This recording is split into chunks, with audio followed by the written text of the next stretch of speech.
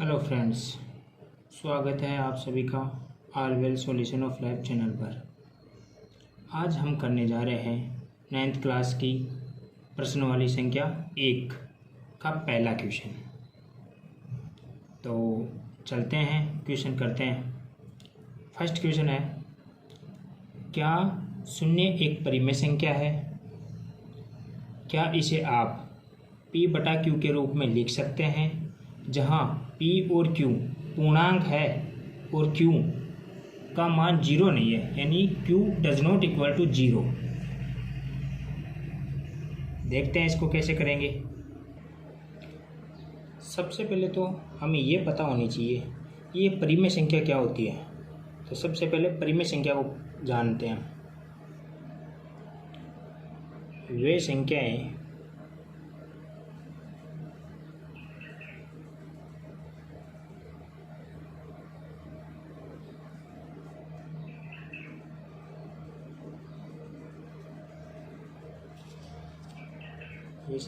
जिन्हें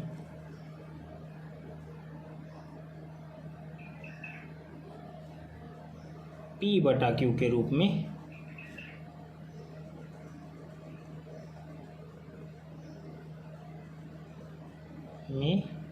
लिखा जा सकता है।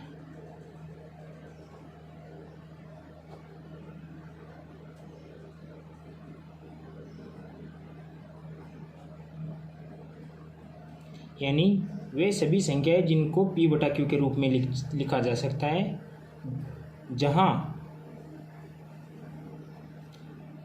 Q का मान है ना 0 कभी नहीं हो सकता। 1 हो सकता है, 2 हो सकते हैं, 5 हो सकते हैं, 1000 हो सकते हैं, लेकिन Q का मान 0 नहीं हो सकता। यानी कि जैसे एग्जाम्पल के तौर पर 1/2 ये एक परिमेय संख्या है, 1/5 ये एक परिमेय संख्या है, लेकिन 1/0 ये परिमेय संख्या नहीं है। समझ गए? क्योंकि ये P हो गया, ये Q हो गया। Q does not equal to 0।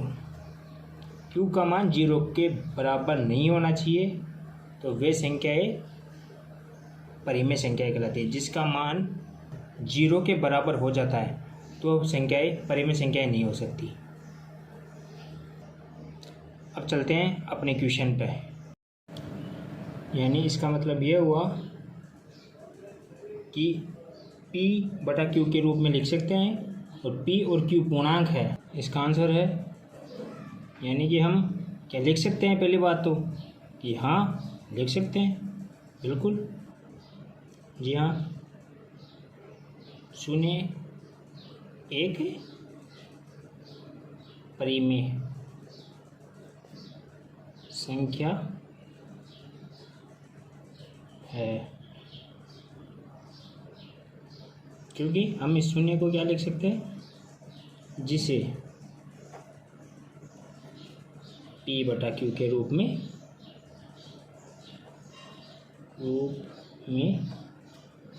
लिखा जा सकता है।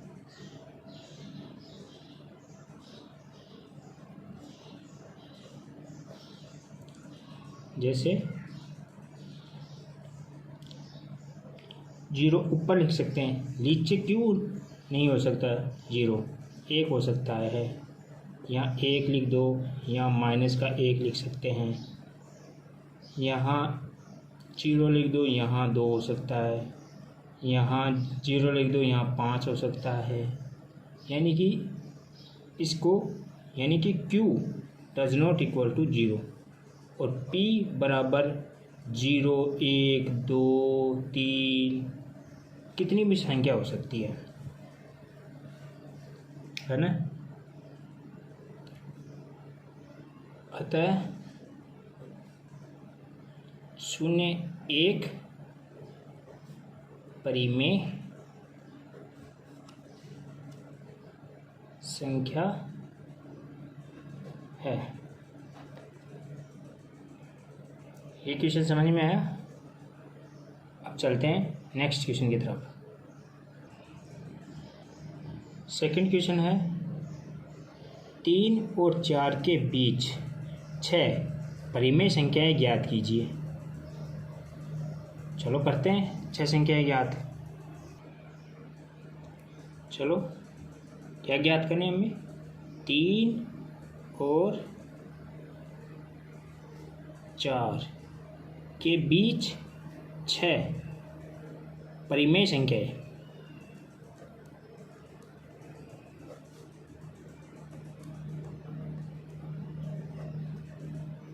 जैसे ये 3 है और ये 4 है, इनके बीच 6 परिमेय संख्या होनी चाहिए। तो 6 में 1 बढ़ा के इस अंश और हर को 7 से गुणा करेंगे, यानी 6 संख्या पूछिए तो इसको इसमें 1 जोड़ेंगे। 6 में 1 जोड़ा तो 7, यानी कि 7 को 7 से इसमें नीचे भी 7, यानी इसके नीचे 1 तो होता ही है, ऊपर नीचे 7 से गुणा, और इसको भी ऊपर नीचे 7 से गुणा। 6 संख्या पूछिए, इसमें 1 बढ़ा के 7 से गुणा करना है। तो ये हो गया, क्या हो गया? 7 या 21 और 7 एकम 7, और ये हो गया 7 चौक 28 और 7 एकम 7। अब ये परिमेय संख्या है, क्यों? क्योंकि ये P बटा Q के रूप में है, ये P है, ये Q है। अब इनके बीच में 7 22 बटा 7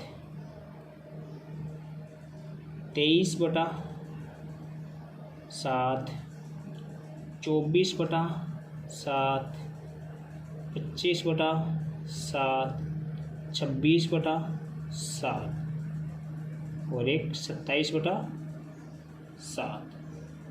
इनके बीच में 6 परिमेय संख्या हो गई। ये 1 2 3 4 5 और ये 6, यानी कि परिमेय संख्या कौन से हो गई इनके बीच में? 22 बटा 7 23 बटा 7 24 बटा 7 25 बटा 7 26 बटा 7 और 27 बटा 7। ये 6 परिमेय संख्याएं होगी। चलो करते हैं अब नेक्स्ट क्वेश्चन। क्वेश्चन है 3 बटा 5 और 4 बटा 5 के बीच 5 परिमेय संख्याएं ज्ञात कीजिए। चल सेम क्वेश्चन है, वैसा कि वैसा है। चलो करते हैं।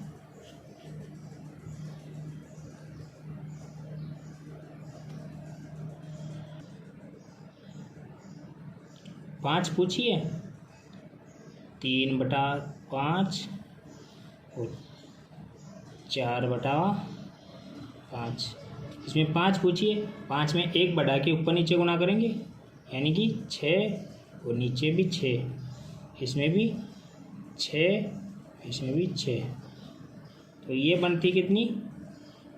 6 या 18 बटा 5 का 30, ये बनता है। और ये बनता है 4 का 24 बटा 5 का 30, यानी कि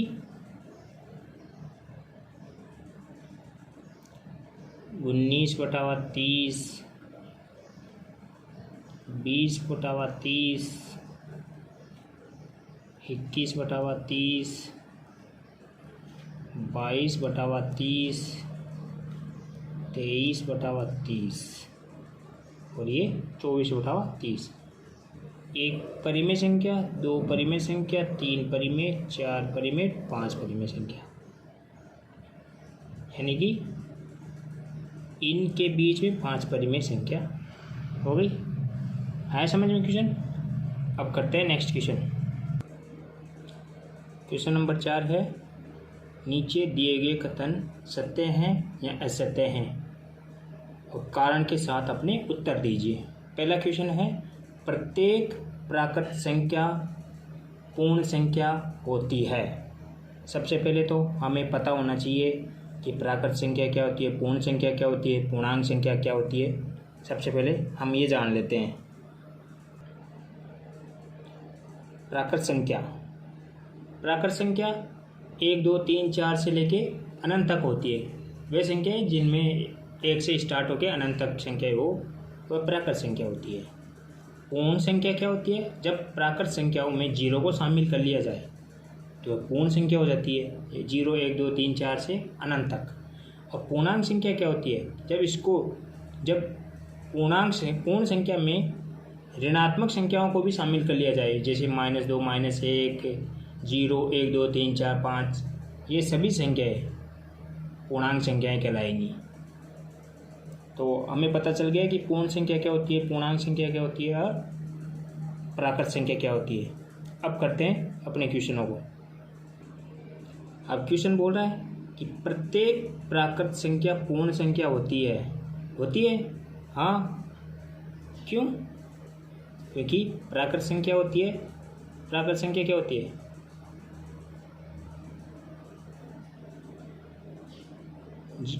ये 1 2 3 से लेके अनंत तक, इसमें 0 नहीं आता। अब ये पूछा प्रत्येक प्राकृत संख्या पूर्ण संख्या होती है। पूर्ण संख्या क्या होती है?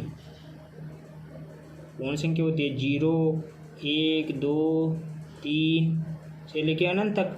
तो ये संख्या इस संख्या में आती है, तो ये कथन सत्य है। तो ये क्वेश्चन सत्य है। अब चलते हैं नेक्स्ट क्वेश्चन पे। नेक्स्ट क्वेश्चन है कि प्रत्येक पूर्णांक एक पूर्ण संख्या होती है। प्रत्येक पूर्णांक संख्या एक पूर्ण संख्या होती है? नहीं होती। क्यों? अभी पता चला। जैसे कि पूर्णांक संख्या क्या होती है? -2 -1 0 1 2 3 से लेके अनंत तक। और पूर्ण संख्या क्या होती है? पूर्ण संख्या क्या होती है? पूर्ण संख्या होती है 0 1 2 से लेके अनंत तक।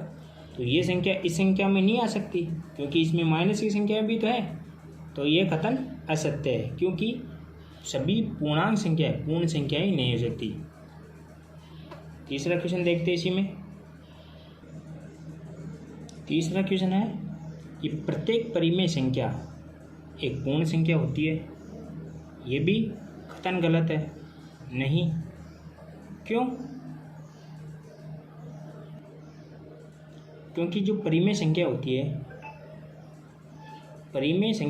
है वो ऋणात्मक भी होती है।